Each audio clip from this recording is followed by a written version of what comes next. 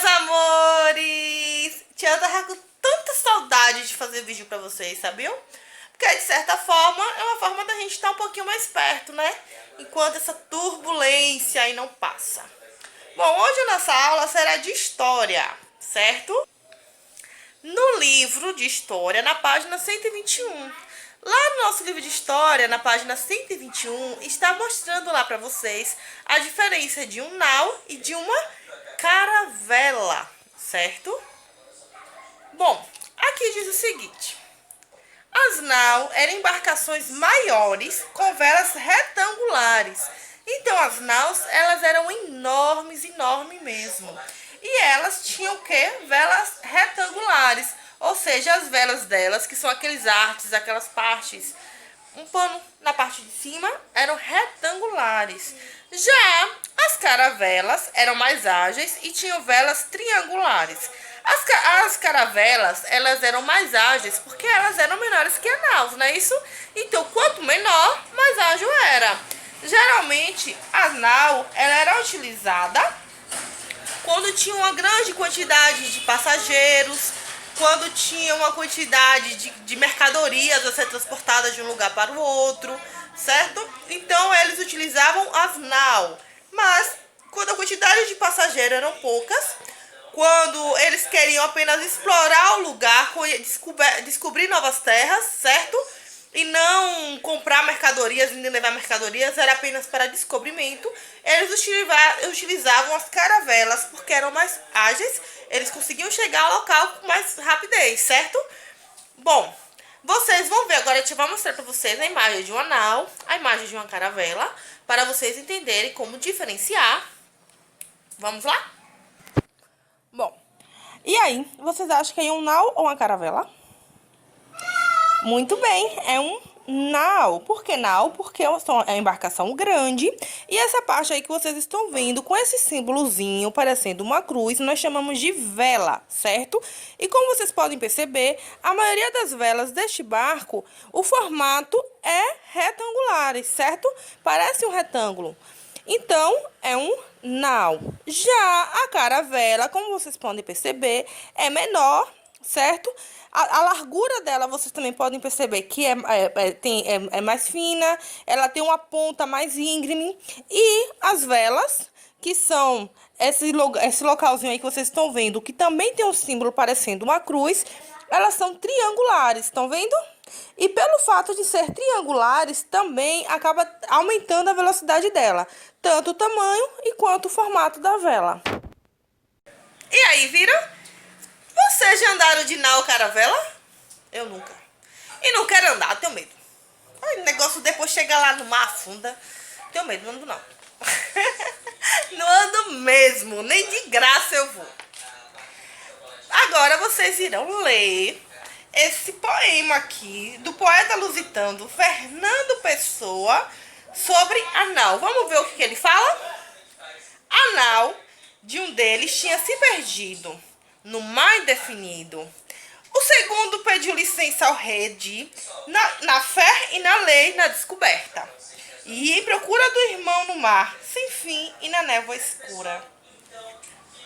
Bom, feito isso, vocês irão na letra A. Era comum os navegadores perderem-se no mar? E aí, era comum eles se perderem no mar? Bom, porque era comum. Aqui tá falando na época de muitos anos atrás, que não existia, por exemplo, GPS. Então, os navegadores naquela época tinham um pouco de dificuldade de se localizarem, certo? De saber onde estão. Tinha o instrumento da bússola, mas a bússola muitas vezes poderiam quebrar.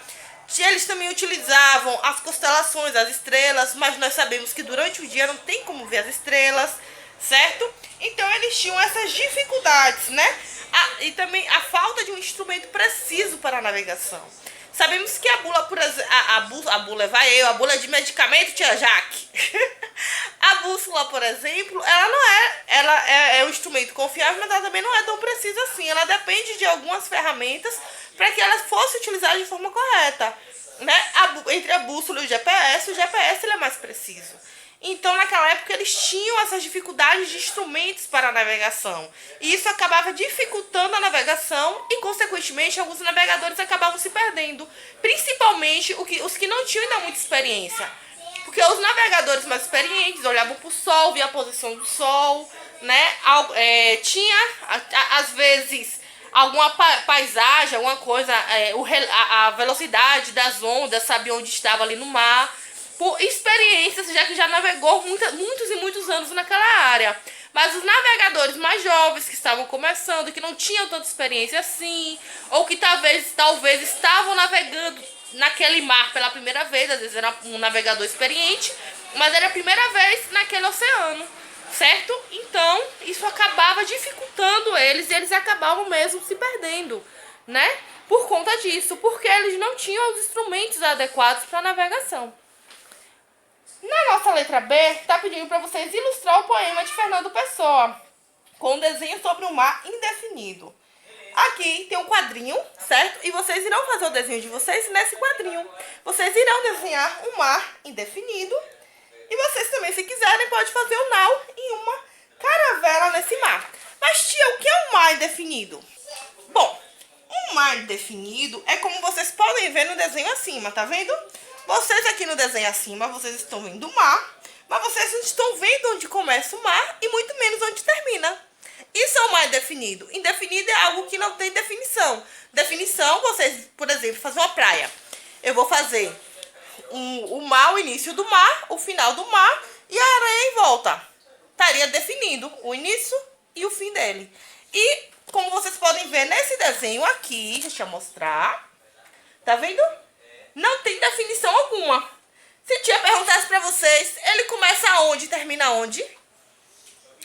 Vocês poderiam, tia, mas na imagem do lado direito e do lado esquerdo, sim, na imagem. Mas, e na real, onde é que ele começa e ele termina?